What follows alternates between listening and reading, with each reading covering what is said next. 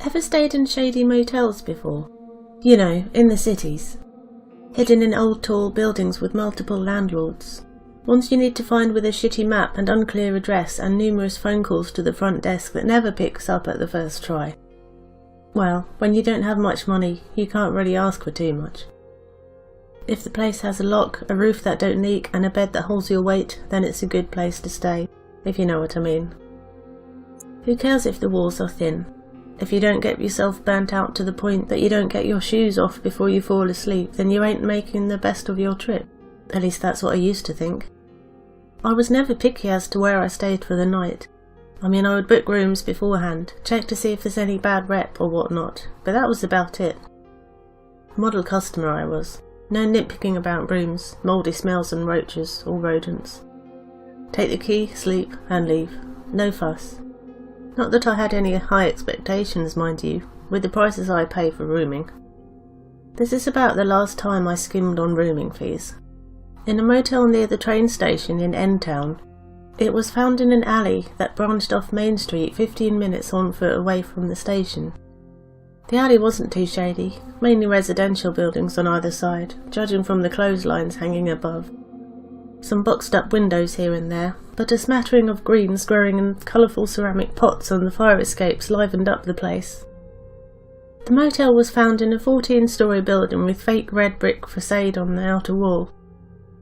The grey metal door was somewhat rusty along the sides, but the handle was smooth and polished from use.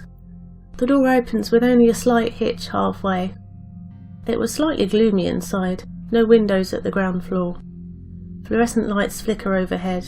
The greying carpet reminded me of the ones in public schools, serviceable and dirt-proof. An out-of-order sign hung in front of the elevator. The door to the stairwell next to it propped open by a folding chair. A lone oldish light bulb hung from its wire and bathed the stairwell in a yellowish light.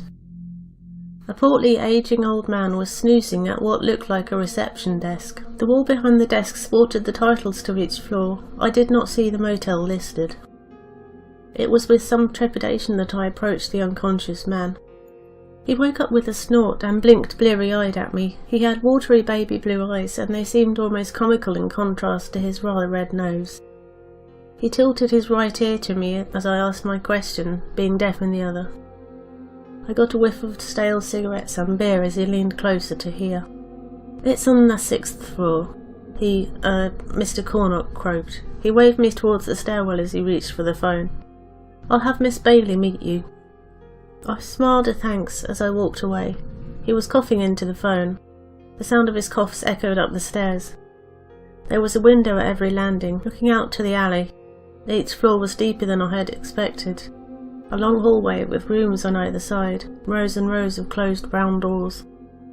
Slightly winded, I stood panting at the 6th landing. Miss Bailey was a mousy-looking middle-aged woman, frizzy red-brown hair tied into a bun, a pair of round glasses perched on her nose. Her wide brown eyes flitted behind the thick lenses. White blouse tucked into a tweed skirt, thick brown stockings and clunky leather shoes completed her look.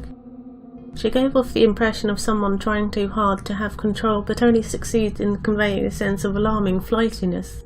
Her hands twitched as she clasped them in front of her.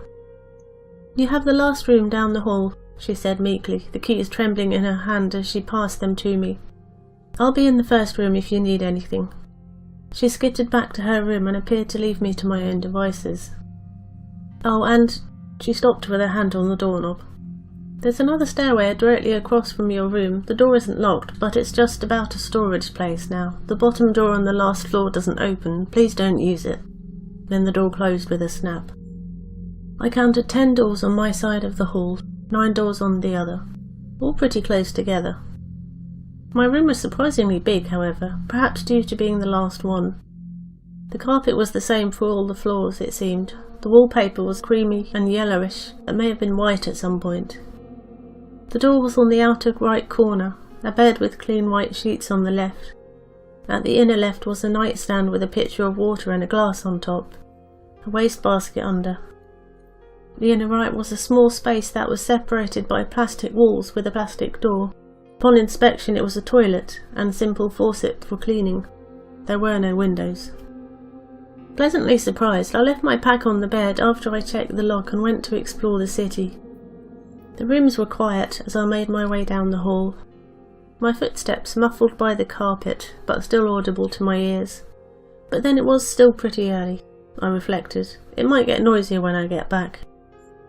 It was around 11 when I got back. I had a bag of crisps and some beer with me. Mr. Cornock still snoring at the desk.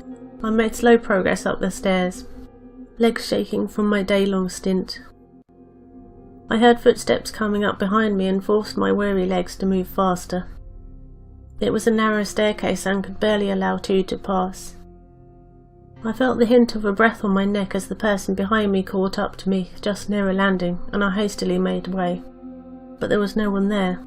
Empty staircase, empty hallway.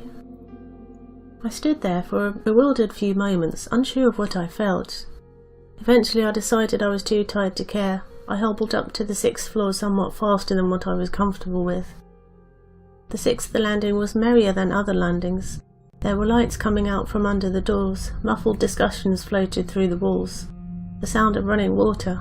It was more silent at my end. No light shone from the door across the hall. I stood there pondering for a moment before I remembered about the unused stairwell. I reached for the doorknob and eased the door open. It was dark and musty. Crates were stacked around haphazardly. Just what I was expecting to see, I wasn't so sure myself. I backed away and felt my bag of beer and crisps brush into someone. The crinkling of the plastic bag had startled me so. My apologies died halfway through my lips as I realised that yet again there was no one there. I bolted into my room without a backwards glance. I took a quick wash and settled in for the night, downing the cans of beer I had originally planned to drink slowly, all in one go. It didn't knock me out dark like I would have wanted. Instead I slept fitfully through the night. Footsteps along the hallway, the occasional door slamming. I kept being awakened at odd intervals. I heard people talking through the walls, just loud enough to be heard, though not enough for me to make out words. It was 4 in the morning. It was with a searing headache and a parched throat that I awoke at 9:30. I didn't have to check out until 11, but somehow I felt that I didn't want to stay there any longer. Strange, as normally I'd be tempted to prolong my stay at a cheap motel, as clean and convenient as this. I startled Miss Bailey as she was just coming out of the staircase across from my room. She was holding a roll of tissue to her chest. Her wide eyes flitted all over the place. "Hey, I'd like to check out early if that's fine with you." I must have been looking pretty rough as she shied away from my face, despite the smile I had forced onto it. With a murmured reply, she led me down the hall where she had me wait in front of her door. A quick glance showed me that the layout was just about the same as the room I stayed in. The wooden cross clacked as it hung on the inside of her door. "Leaving so soon?" She mustered a smile as she handed me the register, lips slightly twitching, eyes still not meeting mine. Business is so slow during this season. I fumbled with a pen as I gave a reply.